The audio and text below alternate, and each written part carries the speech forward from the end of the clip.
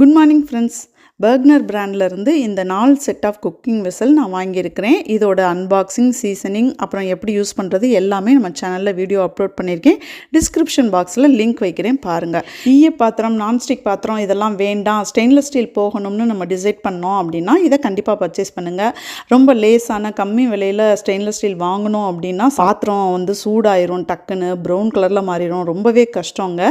அந்த பாத்திரத்தோட விலை கொஞ்சம் ஜாஸ்தி தான், ஆனால் குவாலிட்டியும் லைஃபும் ரொம்ப நல்லா இருக்கும். இதை நான் 1 மாசமா நான் யூஸ் பண்ணிட்டு இருக்கேன். இது டிஷ்வாஷர் சேஃப். ஸோ நம்ம விளக்குறதும் பிரச்சனை இல்லை. குழம்பு, பொரியல், வறுவல், அதுக்கப்புறம் ஆயில் ஃப்ரை எதுனாலும் இதில் நல்லா பண்ண முடியுது. மீடியம் ஃப்ளேமில் வச்சு பண்ணோம் அப்படின்னா வறுவல், பொரியல் அப்போ அது அடிப்பிடிக்கவே இல்லை.